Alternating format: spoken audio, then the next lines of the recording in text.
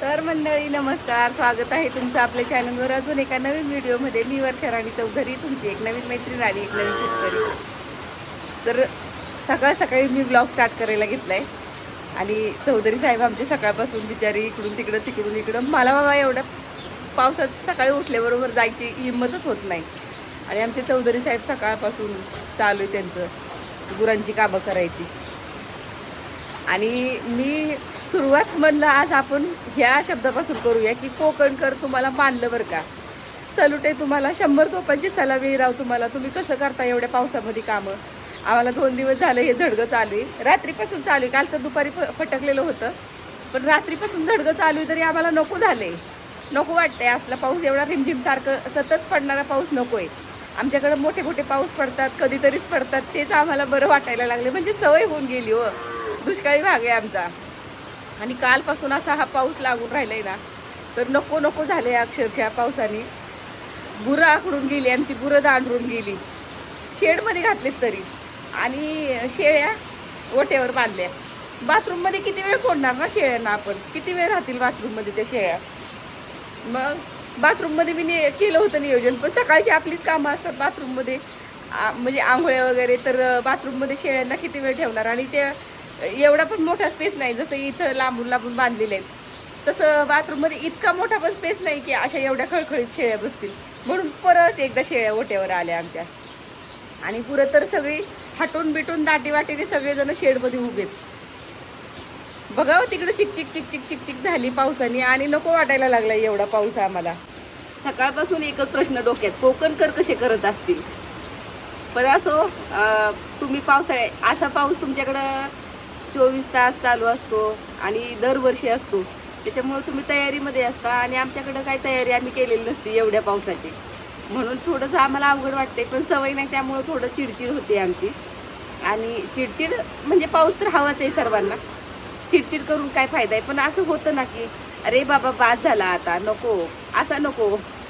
पाऊस हवा आहे पण असा नको या पद्धतीचा, की टिपका बंदच होणार नाही, सारखं पाऊस चालू सततचा पडणारा पाऊस आहे ना. त्याच्यामुळं एकदम वैतागून गेलेत, सगळेच कंटाळून गेलेत.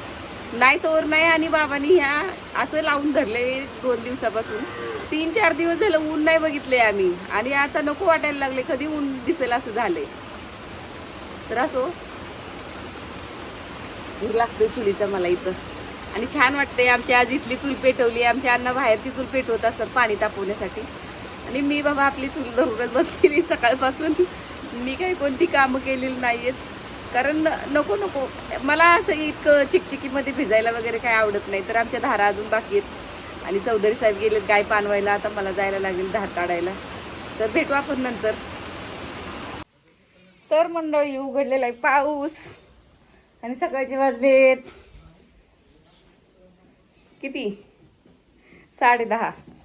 आणि गाय अशा लांब पटकून बांधल्यात ना, बॅक कॅमेऱ्याने दाखवते, नाही तिथं जाऊनच दाखवते.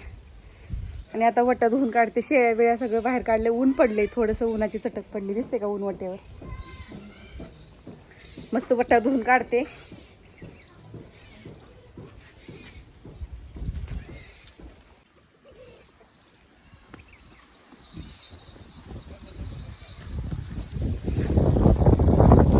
अजून शिर्डी बांधलीच नाही तुम्ही.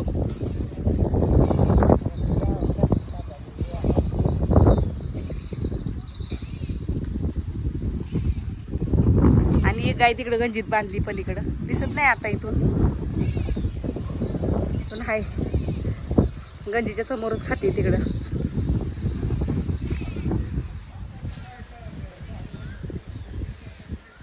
फिरून फिरून खाईल चटगवत, बाकीचे इकडं.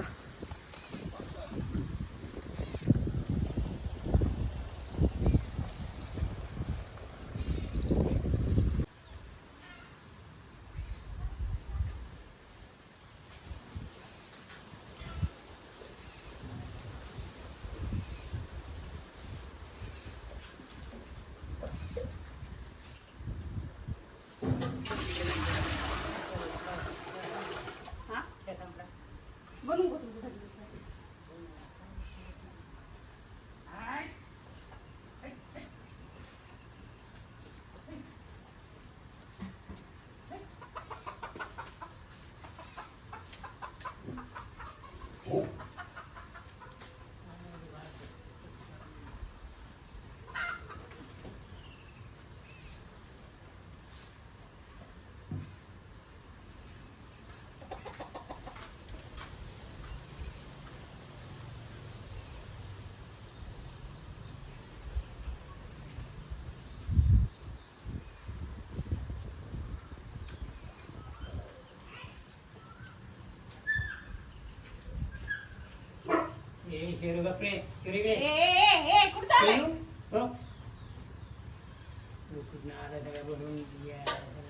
सगळं कसं आम केले बघा की असं वाटलं मग अशी तर ह्याला आंघोळच झाला नाही.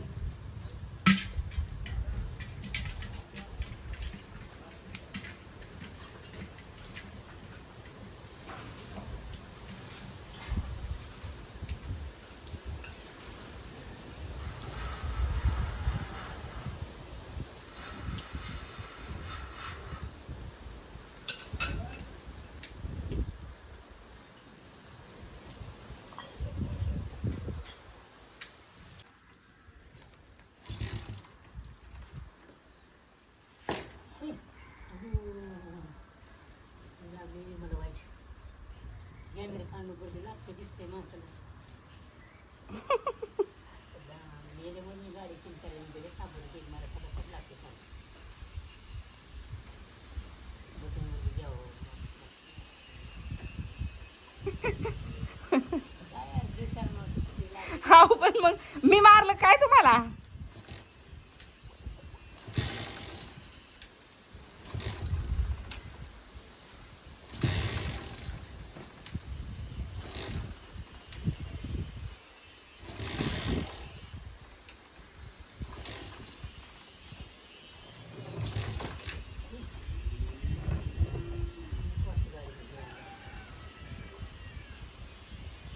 स्कूटी घेऊन जायचं मग.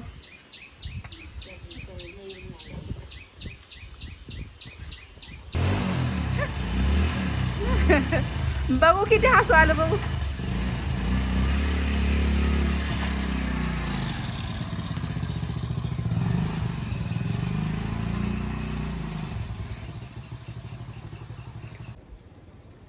तर मंडळी या गरम गरम पोहे खायला.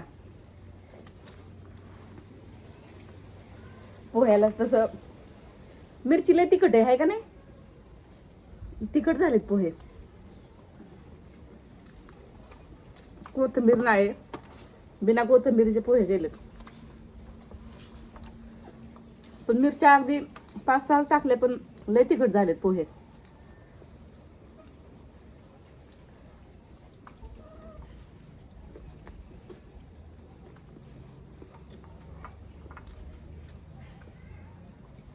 आज अगदी मस्त पैकी चहा बाहेर, पोहे बाहेर.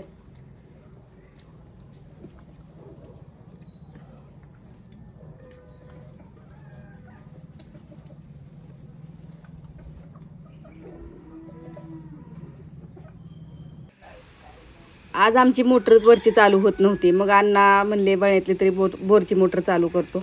आणि या किल्ल्याच्या पिशव्या बाहेर होत्या. म्हणलं त्याच्यावर पावसाचं पाणी पडून पडून गंज लागतोय म्हणून घरात आणून ठेवलं होतं व्यवस्थित कोपऱ्याला. तर अण्णांनी परत सगळं उचकून बाहेर काढलं. आता अण्णा चाललेत मळ्यात मोटर चालू करायला. मी म्हणलं मळ्यातली मोटर चालू होती नाही होती तोपर्यंत आपण वरांडा तरी धुवून काढावा. आज सकाळचा एक किस्सा तुम्हाला सांगायचा आहे मला. आज सकाळी ग्रामपंचायतवाले लोक आले होते घरी. ग्रामपंचायतमधले म्हणजे त्यांच्या कामासाठी आले होते. ते सगळ्यांच्या घरी फिरत होते. आणि मी जसं की सकाळी तुम्हाला दाखवलं होतं ओट्यावर शेळ्या बांधल्या होत्या. गुरांचा आज राडा उठला होता. पाऊस सकाळपासून चालू होता. आणि ते आले तर चौधरी साहेब घरी नव्हते. अण्णा पण बाहेर गेले होते कुठं काय माहिती. आणि चौधरी साहेब घरीच होते पण बाहेर कुणाच्यात गेले होते. जाऊबाईच्या घरी गेले होते. त्या जाऊबाईच्या मुलाची गाडी चालू होत नव्हती तिकडे गेले होते. आणि नेमके ते घरी आले. तर मी आपली अशीच होती ड्रेसवर आणि मी पटकन ओढणी घ्यायला आतमध्ये गेली घरात. त्यांना म्हटलं बसा बाहेर खाटवर. आणि मी घरात ओढणी घ्यायला गेली तर ओढणी काही भेटली नाही माझी. मग मी स्कार्पच घेऊन गळ्यात बाहेर आली. तर तोपर्यंत ते ना वरांड्यावरच बसले.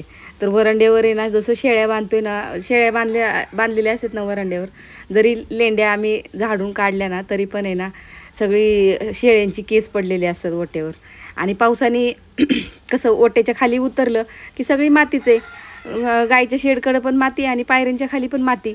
मग पाऊस आला ना ते मातीवर पावसाचे थेंब पडले की माती उडून गोठ्यावर येते. समोरून नाही येत पण गाईच्या गोठ्याकडनं येते. तर सगळं ओटा असा खराब झालेला होता आणि ते पटकन खालीच बसले. मला इतकं लाजल्यासारखं झालं. कधी कधी ना मला या घराचा खूप राग येतो.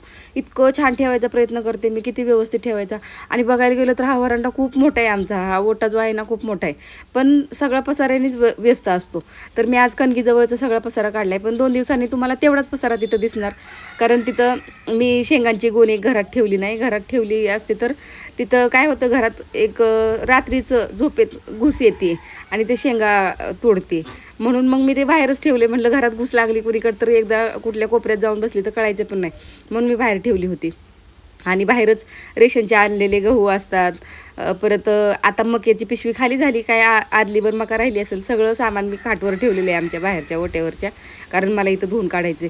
पेंडीचं पोतं इथंच असतं. खताच्या पिशव्या म्हणजे बारीक सारीक असतात ना, जी फवारणीला औषधं वगैरे आणलेली ती सगळी इथंच ठेवलेली असतात. पंप इथंच ठेवलेला असतो. तर ते सगळं रोज रोज उचलणं शक्य नसतं, म्हणून मला कधी कधी ह्या घराचा खूप राग येतो.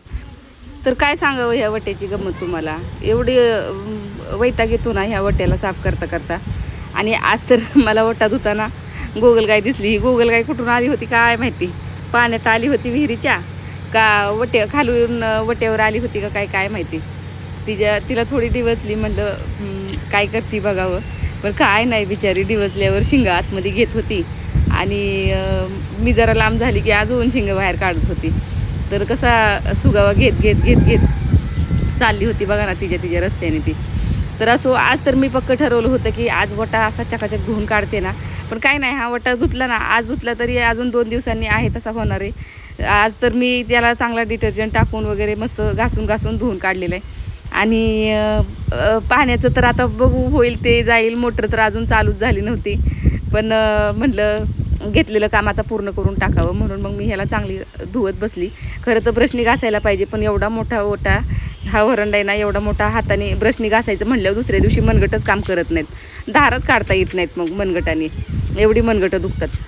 म्हणून मग मी खराट्यानेच चोळून घेत असते. जेवढा निघल तेवढा निघल. आता काही एका दिवसाचं आहे का की बाबा आज घाण झाले म्हणून उद्याच्याला साफ करून घ्यावं, मग खराट्यानेच चोळून काढत असते. कधीतरी असं ब्रशनी पण घासावं वाटतं बरं का, पण ते खाली ओट्याच्या माती असल्यामुळे ना पायांनी परत डोरमेट जरी टाकलेलं असलं तरी त्याला किती माती राहणार आहे. आणि प्रत्येकजणच असं पाय पुसून येत नाही ना ओट्यावर. कुणी बी बाहेरचं, घरातलं चला येईल पण बाहेरचं कुणी आलं तरी पण तसे चप्पल घेऊन येणार, तसं सगळ्या ओट्यावरनं फिरणार. आणि हे सारखं धुवायचं कारण काय की घाण वाटते हो. तिथंच शेळ्या, तिथंच माणसं, तिथंच कुत्रं, असं सगळं म्हटलं ना की घाण वाटते. आता हे सगळं ओट्यावरचं सामान तर मी ठेवलेलं आहे उचलून, पण ते उद्या परत तिथंच येणार आहे. अजून पेंडीचं पोतं तरी येणार 100%, दुसरं काय नाही आलं तरी पण. तर असो, आज तर धुवून काढते मी ओटा. आणि उद्याच्याला परत बघू. आता उद्याची कंडिशन तुम्हाला उद्या दाखवेल त्याचं काय असणार आहे ते. आणि ती सकाळी ती लोकं आलेली तेव्हा मला इतकं खराब वाटलं, असं वाटायचं की पळून जावं का काय म्हणतील इथं. असं वाटलं की त्या लोकांना वाटेल की इथं काय बाई माणूस राहते का नाही बाबा या घरामध्ये. इतकी घाण वाटत होती, पण काय करणार, असू द्या, चालायचंच. शेतकऱ्याचं घर आहे आपलं. आणि आता ती शेळ्यांचं असं कधी कधी वाटतं की विकून टाकावेत शेळ्या, नको काय उपयोग आहे त्या शेळ्यांचा, असलं रोज आबरू घालवायचं काम करायचं. पण काय, ती शेळी माझ्या आईने दिलेली आहे मला फुकट. लोकांना विकत शेळ्या घ्यायला लागतात. शेळ्यांचे एवढे भाव वाढलेले आहेत. आता जवळजवळ 16,16, 20,20 हजाराला शेळी मिळते आणि आपल्याला फुकट मिळाली म्हणून आपण तिची कदर नाही करायची. त्या शेळीने माझा नाही म्हणलं तरी जवळजवळ 15-16 हजार रुपयाचा फायदा करून दिला आहे. आणि एका शेळीच्या आता माझ्याकडे 4 शेळ्या झालेल्या आहेत. म्हणजे 2 शेळ्या 2 बोकडं असं झालेलं आहे. मग कशाला ना शेळ्या कमी करायच्या. लोक काय बोलायलाच असतात. चांगलं राहिलं तरी बोलणार, वाईट राहिलं तरी पण बोलणार. आपल्याला माहिती आहे आपण चांगलं खातो, चांगलं राहतो. मग लोकांचा काय विचार करायचा आहे. म्हणून मग परत मी तसंच ठेवते. दरवर्षीचं झालेलं आहे हे. तर एवढं खळगोट निघलं आहे बघा ओट्यावर.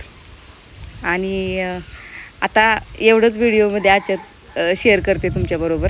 बाकीचं उद्या. चला भेटू पुढच्या व्हिडिओमध्ये. तोपर्यंत बाय. जय महाराष्ट्र.